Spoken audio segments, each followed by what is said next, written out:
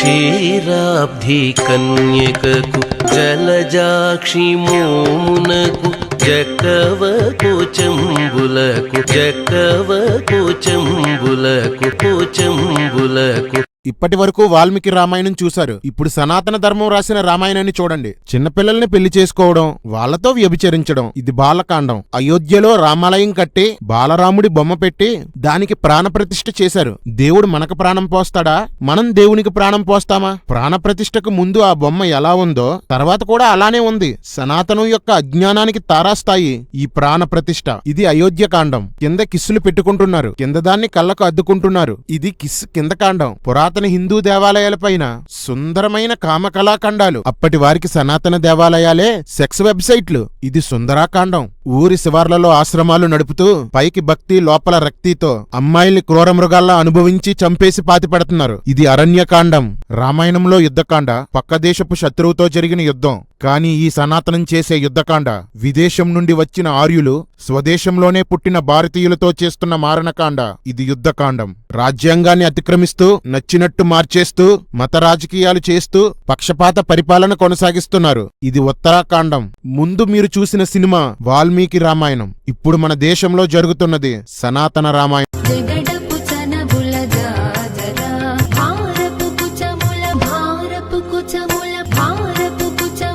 రామాయణంలో స్త్రీల వస్త్రధారణ. మన భారతదేశంలో స్త్రీలు ధరించే పురాతన వస్త్రధారణ చీర మాత్రమే. దానికి జాకెట్ ఉండదు. మన వాళ్ళు పూజించే దేవతలకైతే కనీసం చీర కూడా పైన కప్పేవారు కాదు. స్త్రీని పూజించే ధర్మం మాది అని ధర్మ ప్రచారకురాళ్లు వాగుతుంటారు. స్త్రీని నగ్నంగా చేసి పూజిస్తే అది ఆరాధన లేక అవమానమా? చెత్త ధర్మము మీరుని. క్రీస్తు శకం 1800. మనం బ్రిటిష్ పాలనలో ఉన్నప్పుడు యూరోపియన్ స్త్రీలు భారతీయ స్త్రీలు ఇలా అర్ధనగ్నంగా జాకెట్ లేకుండా సమాజంలో బ్రతకడాన్ని ఖండించారు. స్త్రీలు బ్లౌజులు వేసుకోవాలని ఎంతో ప్రచారం చేశారు. కొందరు సంపన్న స్త్రీలకి బ్లౌజులు వేసి సమాజంలో తిప్పారు. కానీ స్త్రీ అవయవాల్ని ఆరాధించే మన సమాజం స్త్రీలు జాకెట్లు వేసుకోవడాన్ని వ్యతిరేకిస్తూ తమ సంస్కృతిని బ్రిటిష్ వారు మార్చేస్తున్నారంటూ తిరగబడ్డారు. బ్రిటిష్ వారు మన దేశంలో క్లబ్స్ నిర్వహించేవారు. వ్యాపార లావాదేవీలు, క్రీడలు, డాన్సులు, రాజకీయ సమావేశాలు ఇందులో నిర్వహించేవారు. నేటి మన రోటరీ క్లబ్బులు వీటి ఆధారంగానే ప్రారంభించారు. ఈ క్లబ్స్ లో కొంతమంది భారతీయులకు కూడా సభ్యత్వం ఉండేది. ఒకరోజు రవీంద్రనాథ్ ఠాగూర్ సోదరుడైన సత్యేంద్రనాథ్ ఠాగూర్ యొక్క భార్య జ్ఞానద నందినీదేవి 1860లో ఈ క్లబ్లో సభ్యత్వం కోసం ప్రయత్నిస్తే జాకెట్ ధరిస్తేనే సభ్యత్వం ఇస్తామని బ్రిటిష్ క్లబ్ షరతు పెట్టింది. సభ్యత్వం కోసం ఆమె జాకెట్ ధరించింది. జాకెట్ స్త్రీ యొక్క గౌరవాన్ని పెంచుతుందని ఆమె గ్రహించి అనేక మంది జాకెట్లు ధరించేలా బెంగాల్లో ఒక విప్లవం తీసుకువచ్చింది. అలా 100 సంవత్సరాలకి ఇంచుమించు అన్ని రాష్ట్రాలకి జాకెట్ వేసుకునే కల్చర్ వచ్చింది. ఇప్పటికి కూడా కొన్ని ఏజెన్సీ ప్రాంతాల్లో, పల్లెటూళ్లలో జాకెట్లు వేసుకుని స్త్రీలున్నారు. సో రామాయణం రాసేటప్పటికి జాకెట్లు లేవు కాబట్టి నా రామాయణం సినిమాలో నో బ్లౌజెస్. ధర్మ ప్రచార అక్కలో ఒకసారి రండి. క్రైస్తవ్యాన్ని అడ్డుకోవడానికి పదే బ్రిటిష్ వాడు తెచ్చిన మతం అని, క్రైస్తవుల్ని బ్రిటిష్ వారని లేని మాటలు చెప్తుంటారు కదా. కాసేపు మీరు చెప్పిందే ఒప్పుకుంటాం అక్కలో. మేం బ్రిటిష్ వాళ్ళమే అనుకోండి. వాళ్ళ ఆచారం ప్రకారం మా స్త్రీలు జాకెట్లు వేసుకుంటారు. మీరు భారతీయులు కదా, మారని సనాతన ధర్మాన్ని పాటించేవారు కదా. అర్జెంటుగా మీ జాకెట్లన్నీ విప్పేసి చీరతో కవర్ చేసుకోండి. పార్వతక్క అర్జెంటుగా విప్పే. కళ్యాణక్క తీసే. మీ ధర్మ ప్రచారకురాళ్ళంతా జాకెట్లు తీసేస్తే మిమ్మల్ని కూడా చాలా మంది పూజిస్తారక్కలో. తీసేయండి. మీ ధర్మానికి రోల్ మోడల్స్ గా ఉండాలి మీరు. శ్రీలచ్చక్క ఒక్కడుగు వెనక్కి వేసి మన పురాతన భారతీయ స్త్రీ గెటప్ వేసావనుకో, ఇప్పటిదాకా కామకర్రిగాడే నిన్ను పూజిస్తున్నాడు. ఇక ముందు మతోన్మాద యూత్, మతం మత్తెక్కిన గుడ్డోళ్లంతా నీకు భక్తులైపోతారు. ఏమంటారక్కలో? సనాతనమని అనడమేనా? ఆచరించరా? ఆ బ్రిటిష్ వాడు బలవంతంగా మీకు జాకెట్లు వేశాడు. వాడి మాట మీర వినడమేటక్క, పీకి పారెండహే. రామాయణం పురాణాలు. రామాయణాన్ని ఇతిహాసం అంటారు. అనగా ఒక నిర్దిష్ట సమయంలో నిజంగా జరిగిన ఒక్క విషయం గురించి రాయబడిన గ్రంథం. పురాణం అంటే ఒక నిర్దిష్ట సమయానికి గాని ప్రాంతానికి గాని సత్యాసత్యాలతో గాని సంబంధం లేకుండా రాయబడినవే పురాణాలు. నిజానికి రామాయణం కూడా ఒక పురాణమే. అది నిజంగా జరగలేదు. అది చెప్పిన కాలం గాని భౌగోళిక పరిస్థితులు గాని ఏవీ నిజం కాదు. ఇతిహాసాన్ని ఇంగ్లీష్లో ఎపిక్ అంటారు. రామాయణంలో ఉన్న అజ్ఞానం, అధర్మం చూస్తే రామాయణం ఎపిక్ కాదు, ఎర్రితనం పీక్స్ లో ఉన్న ఎర్రి ఎర్రిపిక్. హిందూ నమ్మకాలకి పురాణాలు ఎర్రిపిక్స్ రెండూ ముఖ్యమే. రాముడు కృష్ణుడు తప్ప వారు నమ్మే పూజించే ఉత్సవాలు చేసే అందరు దేవుళ్ళు పురాణాల్లోని వారే. కాబట్టి పురాణాలు కూడా వారికి దైవ గ్రంథాలే. పరిపూర్ణ, చాగంటి, గరికపాటి లాంటి సొల్లుబాబాలు చెప్పే చాలా కథలు పురాణాల్లోనివే. రాముడు పురాణాలు చదివినట్లు రామాయణంలో ఉంది. రాముని కోసం కొన్ని పురాణాల్లో రాయబడింది. కానీ హిందువుల దైవ గ్రంథమైన రామాయణానికి, హిందువుల దైవ గ్రంథాలైన పురాణాలకి ఎన్నో విరుద్ధ అంశాలు ఉన్నాయి. హిందువులు ఆమోదించిన పురాణాలు 18. అందులో పద్మ పురాణం యొక్క పాతాళ కాండంలో రాముడి గురించి చాలా రాయబడింది. సరైన కాండంలో రాముణ్ణి పెట్టారు. బాగుంది. ఇందులో 116వ అధ్యాయంలో రాముడి కోసం రాయబడింది. రామాయణంలో దశరథుని ముఖ్య భార్యలు 3 అయితే పద్మ పురాణంలో 4. వారి పేర్లు కౌసల్య, సుమిత్ర, సురూప, సుశేష. రామాయణంలో 3 భార్యలకి 4 పిల్లలు పుడితే పద్మ పురాణంలో 4 భార్యలకి 4 పిల్లలు పుట్టారు. రామాయణంలో యజ్ఞపురుషుడు వచ్చి పాయసం ఇస్తే పద్మ పురాణంలో విష్ణు వచ్చి దద్దోజనం ఇస్తాడు. రామాయణంలో ధనుస్సు చూడ్డానికి రాముడు వెళ్తే అనుకోకుండా అది పెళ్లిగా మారింది. పద్మ పురాణంలో అయితే దశరథుడు రాముడికి పెళ్లి సంబంధాలు చూస్తూ సీతా స్వయంవరానికి దగ్గరుండి తీసుకువెళ్తాడు. స్వయంవరానికి 100 మంది రాజులు వస్తారు. చాలా మంది ధనుస్సును ఎత్తుతారు గాని వంచి నార కట్టలేకపోతారు. ప్రహ్లాదుడు, బలిచక్రవర్తి కూడా స్వయంవరానికి వస్తారు. ఒరేయ్, వీళ్ళు కృతాయుగంలోని వారురా. కర్మ. రామాయణంలో వివాహ సమయానికి సీత వయసు 6 సంవత్సరాలు. కాని పద్మ పురాణంలో సీతకు అప్పటికే వక్షోజాలు బాగా పొంగి ఎంతో అందంగా ఉందట. 6వ సంవత్సరంలో వక్షోజాలు పొంగడం ఏంట్రా?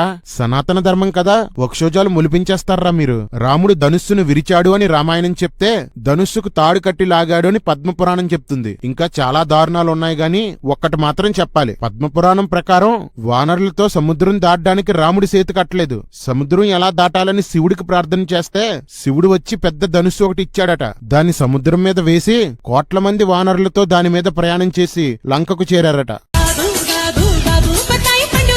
రామాయణమే రామాయణాన్ని చారిత్రకంగా తప్పు అని చెప్తుంది. రామాయణంలో చెప్పబడిన దేశాలు, ప్రాంతాల పేర్లన్నీ క్రీస్తు పూర్వం 1000 నుండి క్రీస్తు పూర్వం 100 మధ్య ఏర్పడినవే. అందుకే నిజాయితీ గల ఎందరో శాస్త్రవేత్తలు రామాయణాన్ని క్రీస్తు పూర్వం 300 నుండి క్రీస్తు పూర్వం 200 మధ్యలో రాశారని తేల్చి చెప్పేశారు. ఇప్పుడు రామాయణంలోని ప్రాంతాల్ని, దేశాల్ని ఒకసారి పరిశీలిద్దాం. కాశీ లేక వారణాసి ప్రస్తుతం ఉత్తరప్రదేశ్ లో ఉన్న ఈ పట్టణం క్రీస్తు పూర్వం 1200లో ఏర్పడింది. మగధ ప్రస్తుతం బీహార్ లో ఉన్న ఈ రాజ్యం క్రీస్తు పూర్వం 700 తర్వాత ఏర్పడింది. అంగదేశం ప్రస్తుతం బీహార్ లో ఉన్న ఈ రాజ్యం క్రీస్తు పూర్వం 1200లో ఏర్పడింది. కోసల ఉత్తరప్రదేశ్ లో భాగంగా ఉన్న ఈ ప్రాంతం క్రీస్తు పూర్వం 1500లో ఏర్పడింది. బాహ్లిక దేశం ప్రస్తుతం పాకిస్తాన్, ఆఫ్ఘనిస్తాన్లలో ఉన్న ఈ ప్రాంతం క్రీస్తు పూర్వం 1500లో ఏర్పడింది. అవంతిని ఇది ప్రస్తుతం మధ్యప్రదేశ్ లో ఉజ్జయిని ప్రాంతం. ఇది క్రీస్తు పూర్వం 600లో ఏర్పడింది. కేరళ క్రీస్తు పూర్వం 300లో చేరులు తమిళనాడు చుట్టుపక్కల ప్రాంతాల్ని పాలించారు. వారి పేరును బట్టి తమ రాజ్యానికి కేరళ అని పేరు వచ్చింది. పాండ్య క్రీస్తు పూర్వం 500కి చెందిన గంగ పాండ్య అనే వ్యక్తి వంశానికి చెందిన శివతుంగన తమిళనాడులో క్రీస్తు పూర్వం 300లో పాండ్య రాజ్యాన్ని స్థాపించాడు. చోళులు క్రీస్తు పూర్వం 300లో కూనాలన రాజు తమ వంశ పేరును బట్టి తమిళనాడులో చోళ రాజ్యాన్ని స్థాపిస్తే తర్వాతి కాలంలో రాజేంద్ర చోళుడు, రాజరాజ చోళుడు దీన్ని గొప్ప సామ్రాజ్యంగా చేశారు. ఆంధ్ర క్రీస్తు పూర్వం 300లో ఈ పేరు ఆంధ్రాకి వచ్చింది. ఉత్కల ప్రస్తుతం ఒడిశాగా పిలువబడుతున్న ఈ ప్రాంతం క్రీస్తు పూర్వం 400లో ఏర్పడింది. కాంబోజు ఇది ప్రస్తుతం పాకిస్తాన్, ఆఫ్ఘనిస్తాన్ ప్రాంతాల్లో ఉంది. ఈ రాజ్యం క్రీస్తు పూర్వం 1200లో స్థాపించబడింది. యవనుల దేశం అయోనియన్స్ అనగా గ్రీకు వారు. ఈ దేశం క్రీస్తు పూర్వం 600లో ప్రారంభమై క్రీస్తు పూర్వం 300కి భారతదేశం వరకు వ్యాపించింది. చీనా, పరమచీనా ఇది ప్రస్తుత చైనా. క్రీస్తు పూర్వం 300లో చీనా అనే రాజు దీన్ని పాలించాడు. ఇతని పేరును బట్టి దీనికి చైనా అనే పేరు వచ్చింది. శకులు ఇది ప్రస్తుత అజికిస్తాన్, ఉజ్బెకిస్తాన్. వీరు క్రీస్తు పూర్వం 1000లో రాజ్యాన్ని స్థాపించి క్రీస్తు పూర్వం 300కి పంజాబ్ వరకు విస్తరించారు. టంకన ప్రస్తుత తెలంగాణ ప్రాంతం. క్రీస్తు పూర్వం 4వ శతాబ్దం నుండి ఇది ఉనికిలో ఉంది. హస్తినాపురం కురువంశంలోని హస్తి అనే రాజు క్రీస్తు పూర్వం 1200లో పరిపాలించిన రాజ్యం ఇది. ప్రస్తుతం ఉత్తరప్రదేశ్ లో ఉంది. పాంచాల దేశం పంచ ప్రాంతాలు కలిసిన ఈ ప్రదేశం ప్రస్తుతం ఉత్తరప్రదేశ్ లో ఉంది. ఈ పేరు దీనికి క్రీస్తు పూర్వం 1100లో వచ్చింది. కురుక్షేత్ర కురు అనే రాజు క్రీస్తు పూర్వం 1500లో పాలించిన ప్రాంతం ఇది. అతని పేరును బట్టి దానికి కురుక్షేత్రం అనే పేరు వచ్చింది. భారతంలో యుద్ధం ఇక్కడే జరిగిందని చెప్తారు. అంటే ఈ ప్రదేశాలు, పట్టణాలు మన దేశంలో ఉన్న సమయంలో అనగా క్రీస్తు పూర్వం 300 నుండి క్రీస్తు పూర్వం 100కి మధ్యలో వాల్మీకి రామాయణాన్ని రాశాడు. ఈ లోపు ఈ కర్రి పోరంబోకొచ్చి రామాయణం ఎప్పుడో జరిగింది, రాసింది మాత్రం క్రీస్తు పూర్వం 300లో అంటాడు. ఒరే బుర్రలేని కర్రి, ఈ పట్టణాలన్నీ రాముని కాలంలోనే ఉన్నట్లు రాసుకున్నారా? పైగా ఎప్పుడో జరిగిన రామాయణాన్ని వాల్మీకి రాయలేదు. వాల్మీకి కూడా రామాయణంలో ఒక పాత్ర. రాముని పిల్లలు వాల్మీకి దగ్గర పెరిగినట్లు వాల్మీకి రాసుకున్నాడు. కాబట్టి మూసుకొని కూర్చోరా కర్రెదవా. దశావతారాలు లోకంలో ధర్మం తప్పిన ప్రతిసారి ప్రతి యుగంలోనూ విష్ణు అవతారాలు ఎత్తి ధర్మాన్ని కాపాడుతాడని పురాణాలు చెప్తాయి. అలా విష్ణు 10 అవతారాలు ఎత్తాడు, అవే దశావతారాలు అంటారు. పురాణాల్ని దశావతారాలు ఏంటి అని అడిగితే ఒక పురాణంలో బలరాముణ్ణి దశావతారాల్లో ఒకడని చెప్తే ఇంకో పురాణం అసలు బలరాముడు విష్ణు అవతారమే కాదని చెప్తుంది. కృత, త్రేత, ద్వాపర అనే 3 యుగాల్లో కథలన్నీ ఒకే రకంగా జరుగుతాయి. మాయమంత్రాలు, రాక్షసులు, వింత వానరులు, రకరకాల అవతారాలు, ఇతర లోకాల వారు భూలోకానికి రావడం ఇలాంటివన్నీ ఉంటాయి. కానీ మన కాలంలో ఇందులో ఏ ఒక్కటి ఉండదు. ఎందుకంటే మన కాలం మాత్రమే నిజం, మిగతావన్నీ బ్రాహ్మణిజం, బాపన కల్పితం. దశావతారాలు పూర్తిగా అబద్ధమని చెప్పడానికి గౌతమ్ బుద్ధుడు ఒక ముఖ్యమైన రుజువు. చాగంటి, గరికపాటి అవతారాలే నిజమైతే మీరు బుద్ధుని బోధలు ఎందుకు చెప్పడం లేదు? మీ సొల్లు పురాణాల ప్రకారం ఆయన కూడా దశావతారాల్లో ఒకడే కదా. బుద్ధుడు గుళ్ళు పడగొట్టి మీ గుళ్ళు ఎందుకు కట్టుకున్నారు?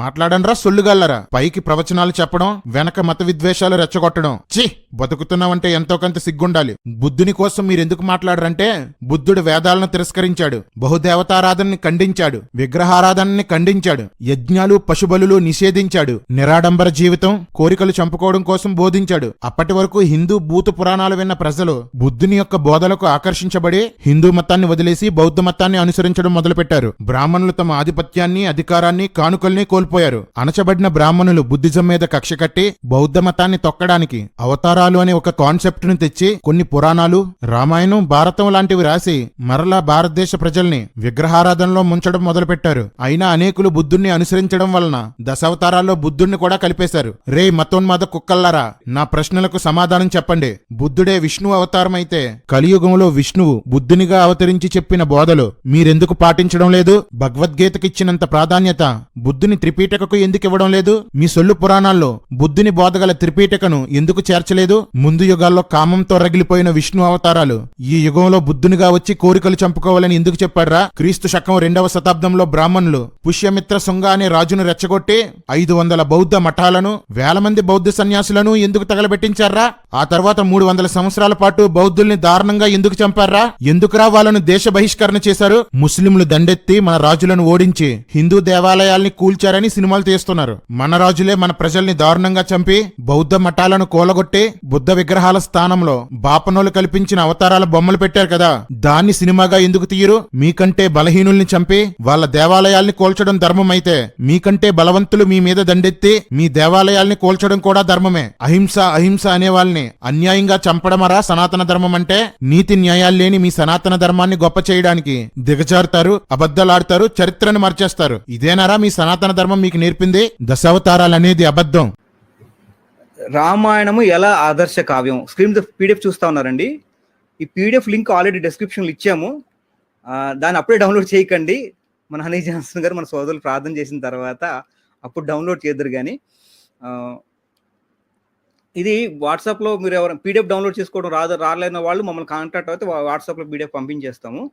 మనం నిస్వార్థంగా కమర్షియల్ మైండ్తో కాకుండా ఇప్పుడు మతోన్మాదులు బైబిల్ మీద పుస్తకాలు రాస్తారు, ఎవరు కూడా పీడిఎఫ్ ఇవ్వాల, కనీసం పత్రికలు రాస్తారు, కనీసం ఎవరు పీడిఎఫ్ ఇవ్వాల. మనం నిస్వార్థంగా చేస్తాము, సత్యం ప్రజలకు తెలియాలి. మనం వ్యాపారం చేయట్లేదు, బైబిల్ అని ఉచితంగా ఇస్తుంటాం, అలాగే ఇది కూడా అంతే. అది విషయము. సరే అంటే కొంతమంది ప్రింట్ చేస్తున్నారంటే దానికి అయ్యే ఖర్చు ఏదైతే దాన్ని మాత్రం పెడతాం తప్ప కమర్షియల్ మైండ్తో ఎక్కువ రేట్లు పెట్టి అమ్మం కూడా. సరే ఈ ఉచిత పీడిఎఫ్ ఏదైతే ఉందో మీకు డౌన్లోడ్ చేసుకోండి, లేకపోతే నన్ను అడగండి, మేము పంపిస్తాం. మన సోదరులు ఎవరిని అడిగినా వాళ్ళ దగ్గర ఉంటుంది. సరే, ఇప్పుడు రామాయణం ఎలా ఆదర్శ కావ్యము అనేది హెడ్డింగ్ అండి. ఎందుకంటున్నానంటే రామాయణం మీద రాశాను డైరెక్ట్గా. అంటే రాముడి గురించి ఉంటుంది, హనుమంతుడి గురించి ఉంటుంది, లక్ష్మణుడి గురించి ఉంటుంది, సీత గురించి ఉంటుంది, రాముడు గురువు అయినటువంటి విశ్వామిత్ర గురించి ఉంటుంది.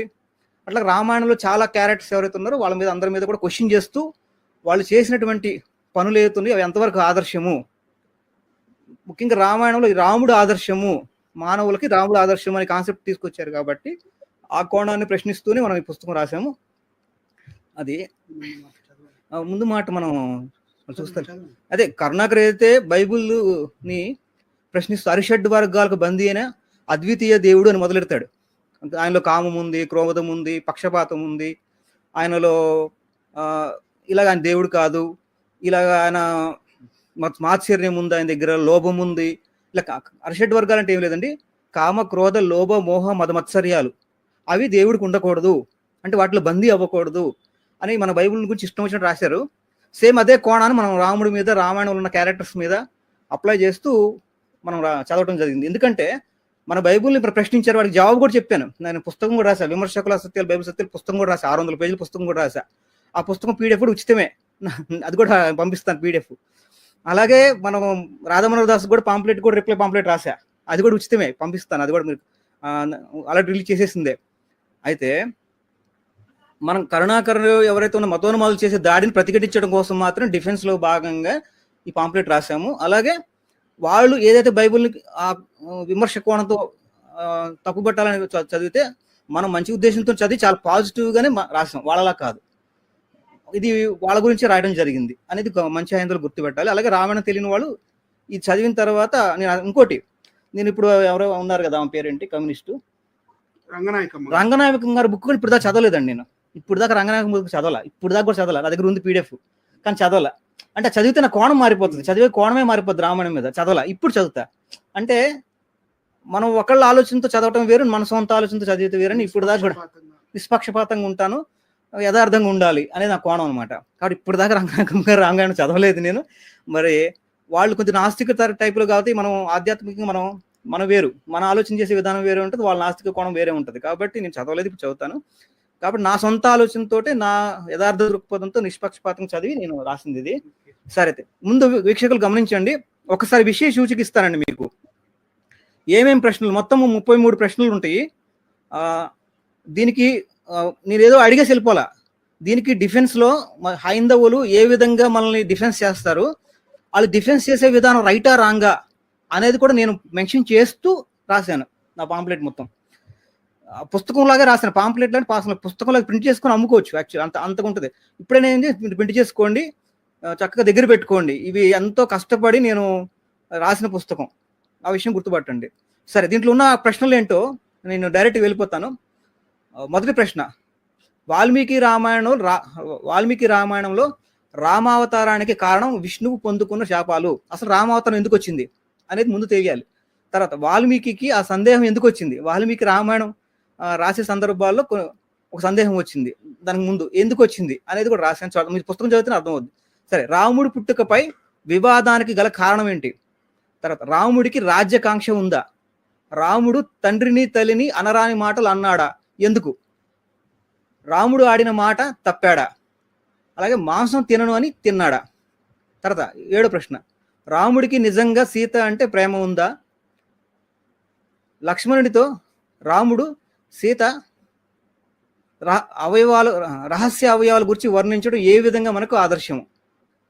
హనుమంతుడు 9వ ప్రశ్న, హనుమంతుడు రాముని రహస్య అవయవాల గురించి కూడా సీతకు చెప్పటం అవసరమా?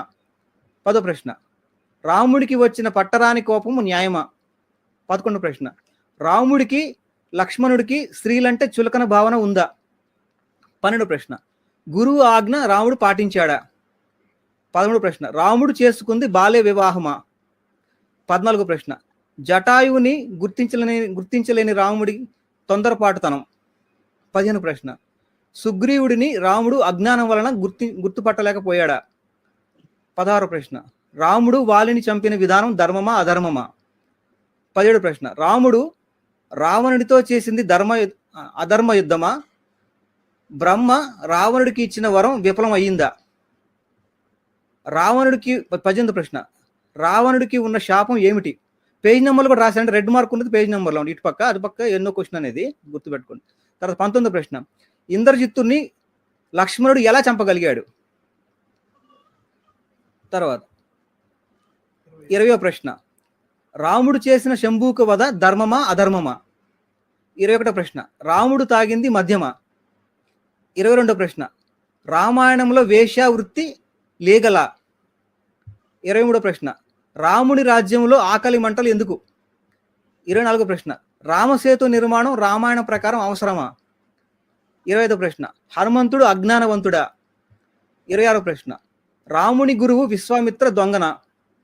27వ ప్రశ్న, సీత తన భర్త అయిన రాముడిని అలాంటి మాట అనడం ఎంతవరకు ఆదర్శం?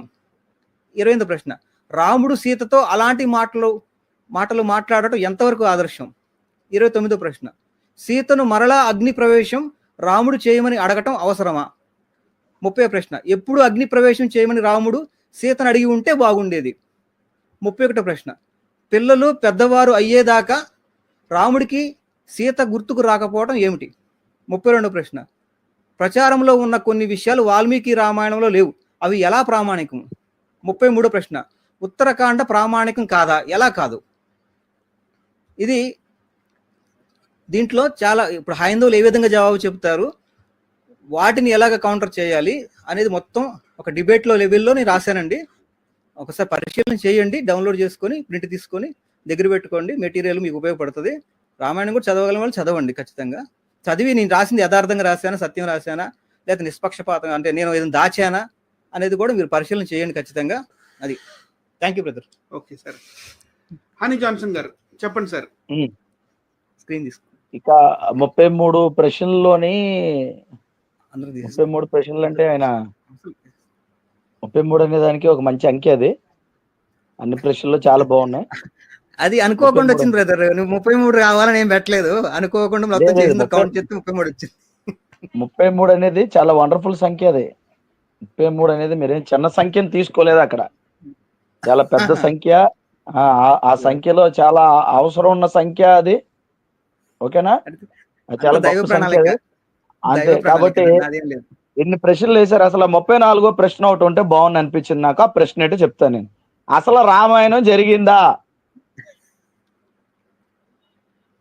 34వ ప్రశ్నగా నెక్స్ట్ దాని పీడిఎఫ్ లో యాడ్ చేస్తే అసలు రామాయణం అనేది జరిగిందా, ఈ యొక్క రామాయణం క్యారెక్టర్లు ఉన్నాయా, ఇవన్నీ కల్పిత క్యారెక్టర్లా అని ప్రశ్నలు మీరు పెట్టుంటే జనాలకి క్లారిటీ వచ్చింది.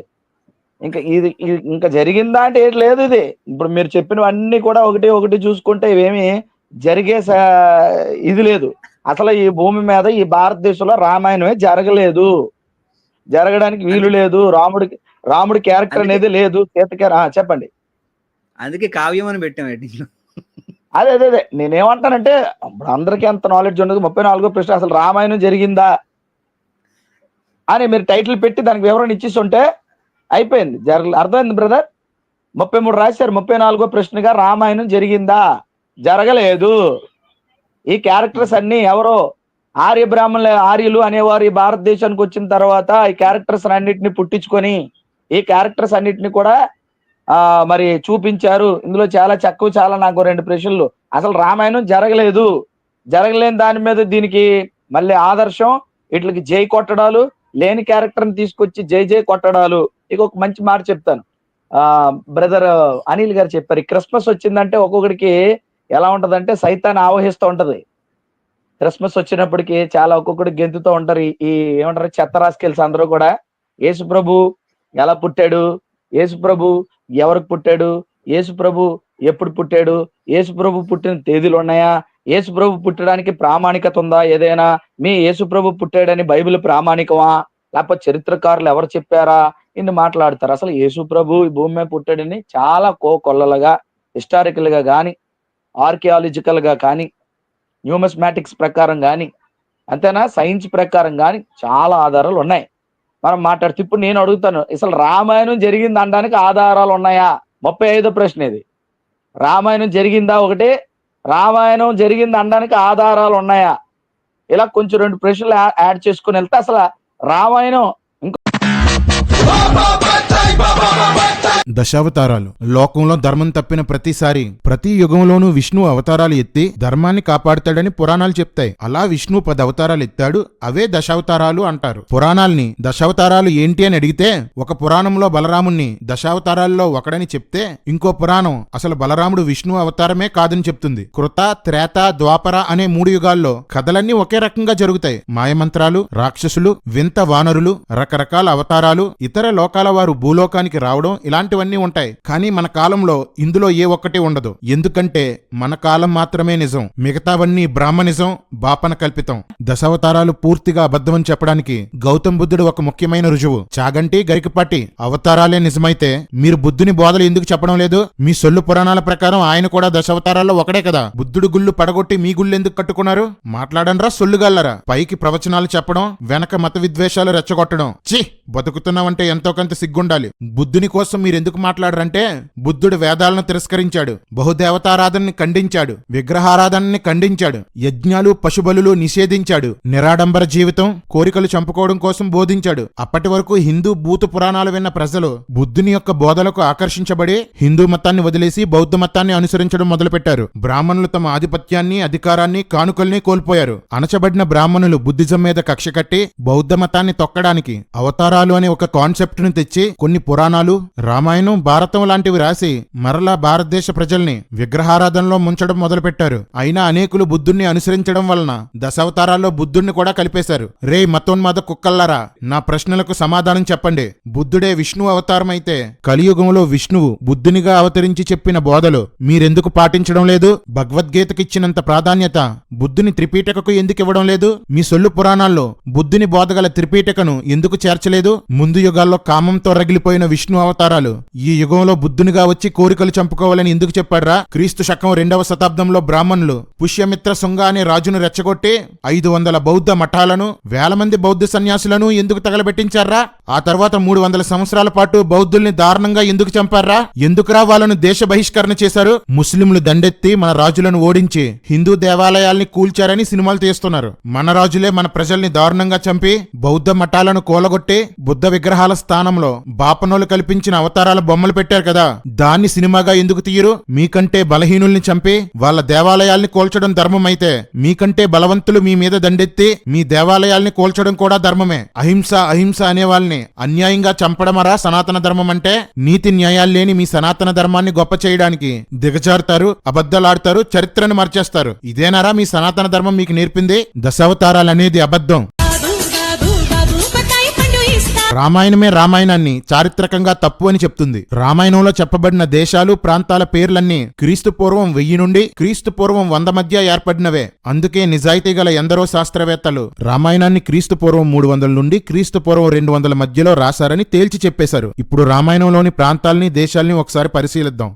కాశీ లేక వారణాసి ప్రస్తుతం ఉత్తరప్రదేశ్లో ఉన్న ఈ పట్టణం క్రీస్తు పూర్వం 1200లో ఏర్పడింది. మగధ ప్రస్తుతం బీహార్లో ఉన్న ఈ రాజ్యం క్రీస్తు పూర్వం 700 తర్వాత ఏర్పడింది. అంగదేశం ప్రస్తుతం బీహార్లో ఉన్న ఈ రాజ్యం క్రీస్తు పూర్వం 1200లో ఏర్పడింది. కోసల ఉత్తరప్రదేశ్లో భాగంగా ఉన్న ఈ ప్రాంతం క్రీస్తు పూర్వం 1500లో ఏర్పడింది. బాహ్లిక దేశం ప్రస్తుతం పాకిస్తాన్, ఆఫ్ఘనిస్తాన్లలో ఉన్న ఈ ప్రాంతం క్రీస్తు పూర్వం 1500లో ఏర్పడింది. అవంతిని ఇది ప్రస్తుతం మధ్యప్రదేశ్లో ఉజ్జయిని ప్రాంతం. ఇది క్రీస్తు పూర్వం 600లో ఏర్పడింది.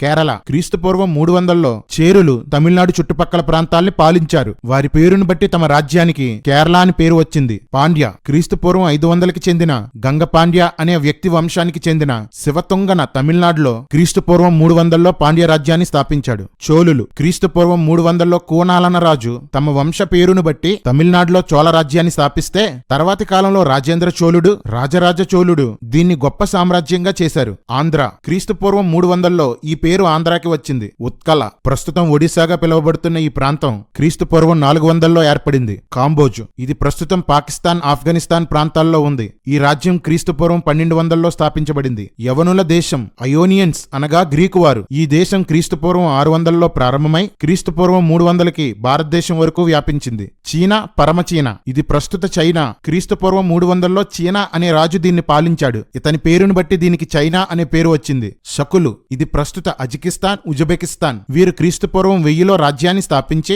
క్రీస్తు పూర్వం 300కి పంజాబ్ వరకు విస్తరించారు. టంకన ప్రస్తుత తెలంగాణ ప్రాంతం. క్రీస్తు పూర్వం 4వ శతాబ్దం నుండి ఇది ఉనికిలో ఉంది. హస్తినాపురం కురువంశంలోని హస్తి అనే రాజు క్రీస్తు పూర్వం 1200లో పరిపాలించిన రాజ్యం ఇది. ప్రస్తుతం ఉత్తరప్రదేశ్ లో ఉంది. పాంచాల దేశం పంచ ప్రాంతాలు కలిసిన ఈ ప్రదేశం ప్రస్తుతం ఉత్తరప్రదేశ్ లో ఉంది. ఈ పేరు దీనికి క్రీస్తు పూర్వం 1100లో వచ్చింది. కురుక్షేత్ర కురు అనే రాజు క్రీస్తు పూర్వం 1500లో పాలించిన ప్రాంతం ఇది. అతని పేరును బట్టి దానికి కురుక్షేత్రం అనే పేరు వచ్చింది. భారతంలో యుద్ధం ఇక్కడే జరిగిందని చెప్తారు. అంటే ఈ ప్రదేశాలు, పట్టణాలు మన దేశంలో ఉన్న సమయంలో అనగా క్రీస్తు పూర్వం 300 నుండి క్రీస్తు పూర్వం 100కి మధ్యలో వాల్మీకి రామాయణాన్ని రాశాడు. ఈ లోపు ఈ కర్రి పోరంబోకొచ్చి రామాయణం ఎప్పుడో జరిగింది, రాసింది మాత్రం క్రీస్తు పూర్వం 300 అంటాడు. ఒరేయ్ బుర్రలేని కర్రి, ఈ పట్టణాలన్నీ రాముని కాలంలోనే ఉన్నట్లు రాసుకున్నారా? పైగా ఎప్పుడో జరిగిన రామాయణాన్ని వాల్మీకి రాయలేదు. వాల్మీకి కూడా రామాయణంలో ఒక పాత్ర. రాముని పిల్లలు వాల్మీకి దగ్గర పెరిగినట్లు వాల్మీకి రాసుకున్నాడు. కాబట్టి మూసుకొని కూర్చోరా కర్రెదవా. రాజ్యాంగం లేకపోతే ఏమవుతుంది? రాజ్యాంగం లేకపోతే దేశానికి దిశ ఉండదు. మన హక్కులకు రక్షణ ఉండదు. బలమైనవాడే రాజ్యం చేస్తాడు. మీ అభిప్రాయం ఏంటి? రాజ్యాంగం లేకపోతే రాజ్యాంగం, భారత రాజ్యాంగం ఒక పుస్తకం కాదు, 7 తరాల త్యాగాల జ్ఞాన యుద్ధాల గ్రంథం, మానవ జాతి విముక్తి గీతం. భారత మాత రాజ్యాంగం అభాగ్యుల ఆయుధం, 7 తరాల త్యాగం, జ్ఞాన యుద్ధముల గ్రంథం, శాస్త్రం వేదం.